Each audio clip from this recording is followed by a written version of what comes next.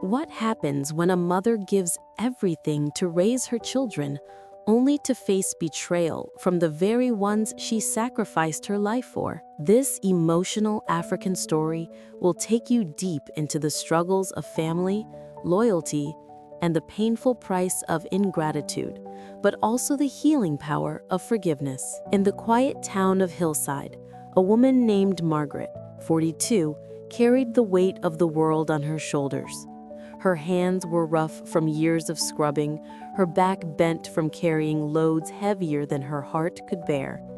Yet her eyes, dark, tired, but determined, never lost their fire.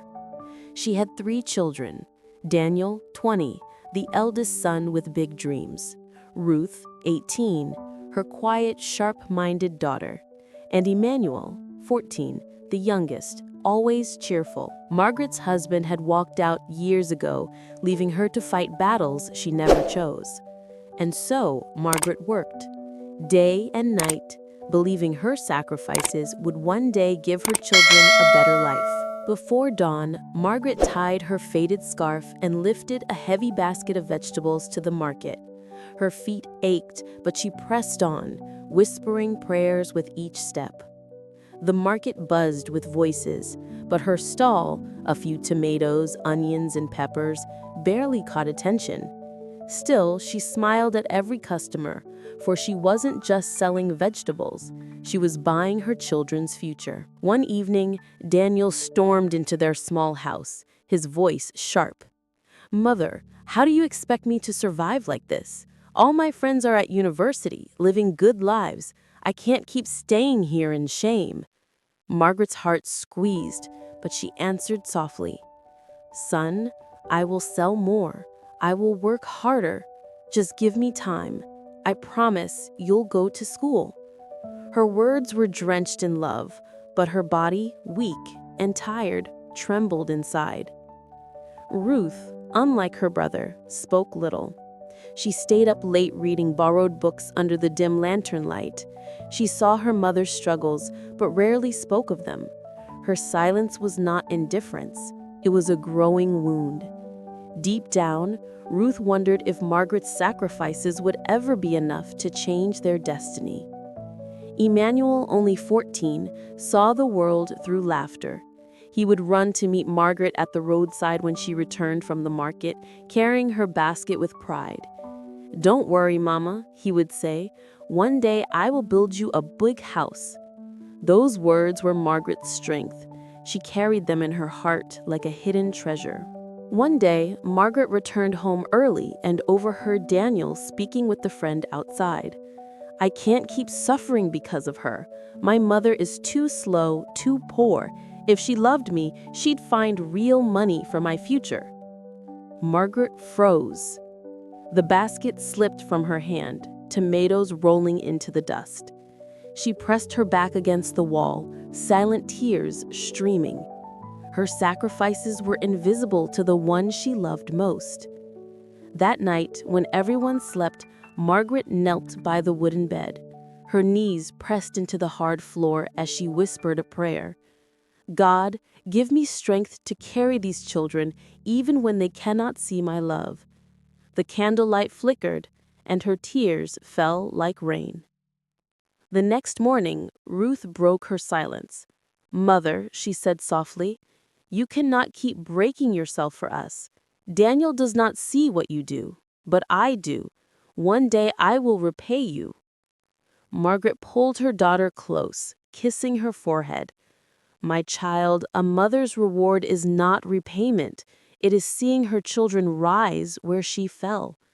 Her voice cracked, but her spirit remained unbroken. Weeks later, a woman at the market told Margaret of a small scholarship fund in town. "If your son applies, maybe he can go to school," she said. Margaret's heart leapt with hope. That night, she told Daniel, expecting joy. But his reply was bitter. "A scholarship? That's for poor children. I want a real life, not charity." His words stabbed deeper than any knife. One evening after a long day, Margaret fainted in the kitchen. Her children rushed to her side. Her body had finally given in, weak from hunger, exhaustion, and endless sacrifice. As she lay unconscious, Ruth and Manuel wept. But Daniel stood at the doorway, torn between pride and guilt, realizing at last the silent wounds her mother carried. Margaret awoke weak, her head heavy and lips dry. She found herself lying on the wooden bed, Ruth by her side holding a bowl of water. "Mother, you fainted," Ruth spoke whispered, her eyes red from crying. Margaret smiled faintly. "I'm fine, my child. Mothers do not fall, they bend, but they rise again." Word spread through the neighborhood about Margaret's collapse. Madame Esther, an older neighbor, came with food and medicine. "You cannot kill yourself for these children," she warned. But Margaret, weak yet smiling, replied, "They are my blood. Even if they pierce me, I will not stop loving them." Daniel grew colder. He stopped coming home early, preferring to stay with friends who laughed at her mother's struggles. At night, Margaret waited by the window, praying silently until she heard his footsteps.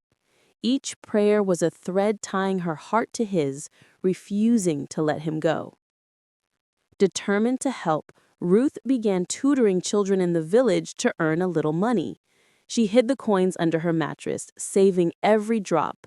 When Margaret discovered it, she tried to stop her, but Ruth insisted, "You've carried us long enough, Mother. Let me carry a little too." Meanwhile, Emmanuel still dreamed loudly.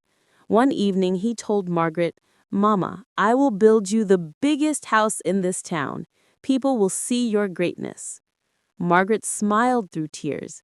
"My son, even if we live under the sky, as long as we love, that is a palace." One night, Daniel returned drunk. He shouted at Margaret, "All my friends mock me because of you. I am ashamed to call you my mother." The words pierced deeper than any knife. But Margaret, trembling, whispered, "You can deny me before men, but you are still my son before God." Daniel stormed out, leaving the house heavy with sorrow. The weeks of exhaustion took their toll. Margaret fell sick with fever, her body frail and weak. Ruth and Emmanuel cared for her, but Daniel visited less and less.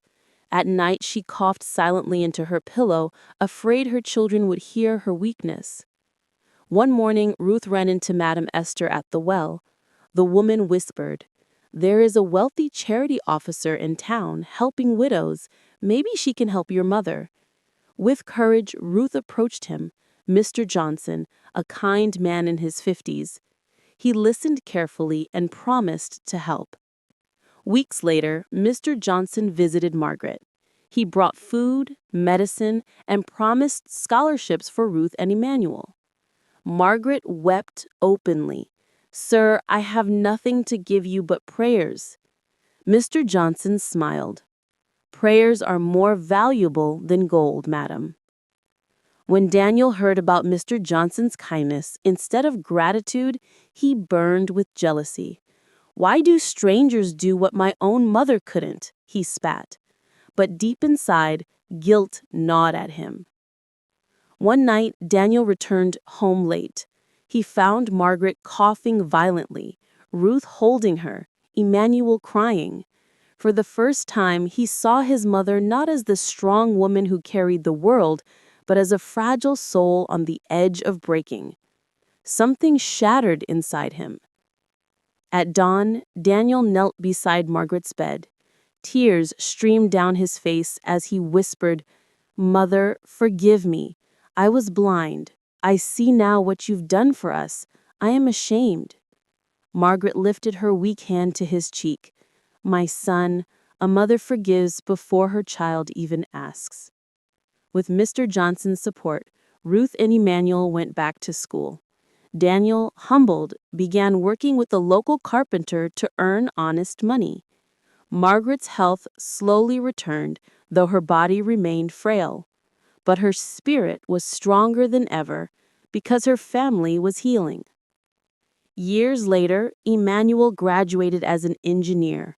Ruth became a teacher, and Daniel, once lost, became a respected craftsman. They gathered in the small home where their mother still lived. With their earnings, they rebuilt the house, not a mansion, but a warm home filled with love. Margaret, now gray-haired, sat at the center, her heart finally at peace. The story of Margaret is the story of countless mothers, women who give until they are empty, who love even when unloved, who sacrifice silently. The lesson is clear. Never take a mother's love for granted. For one day, her hands will no longer be there to feed you, her voice no longer there to call your name. If this story touched your heart, share it with someone you love. Tell us in the comments, what sacrifice has your mother made for you? Subscribe to Africa Tales and Truths for more life-changing African stories.